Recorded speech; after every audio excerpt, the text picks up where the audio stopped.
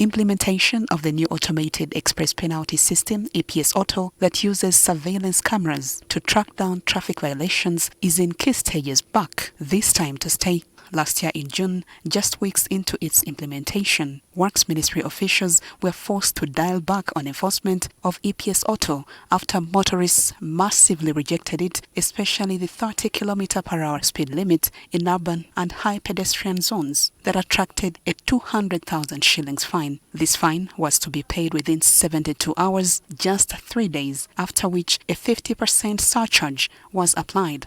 However, the Works Ministry has now announced proposals to the Traffic and Road Safety Amendment Act that will see the time within which to pay fines increase from 3 to 28 days. A 50% surcharge on a fine to apply within 28 days.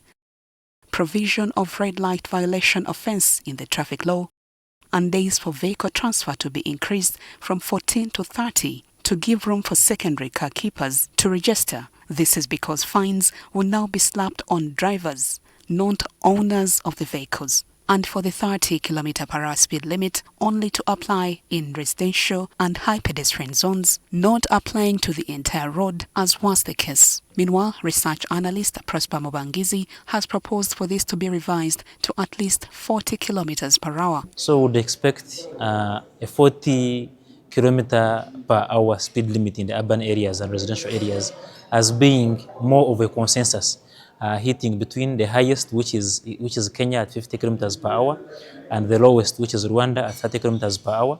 So 40 km/h would be a consensus point to begin from as a speed limit. Addressing stakeholders in the mobility industry during a validation workshop on the new automated express penalty system and the fines issuance system FIS in Kampala, Robert Kisache, a senior licensing officer in the Works Ministry, noted that the changes will apply to border riders as well once the system is finally rolled out. Border operators felt that there should have been a reduction on the fines for borders because they earn less than other transporters. And whereas we have taken the input and we are going to look at all the input from the whole country, because we are going to go around the whole country. We have started in Kampala, we are going to Jinja, we shall go to Mbale, we shall go to Gulu, we shall go to Arua, Masaka, Mbarara, Hoima. We want all the input so that we can come up with a reviewed program that can achieve the objectives of government, but also not burden the road user. Other road users, like the taxis and buses, they do not respect border riders, yet we are using the same road. We don't have any law that categorizes the road, that this is a road for border and this is a road for taxis or buses. Winston Katshabe, the Commissioner for Transport Regulation and Safety at the Ministry of Works and Transport, has called for behavior change on the road as a matter of urgency to save lives. Some of these proposals we put across, of course, Cabinet may make amendments, but we hope most of the issues will have been reflecting the will of the public. And then we start rolling out the program.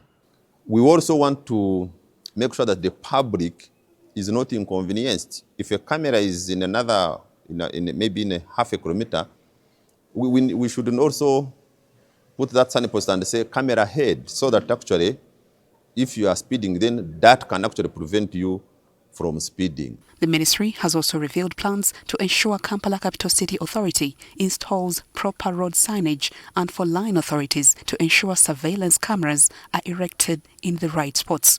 The new EPS Auto shall first be rolled out in the Kampala Metropolitan area, where a pilot study is being carried out using government vehicles to cross-check the new auto licensing and fines appeal system.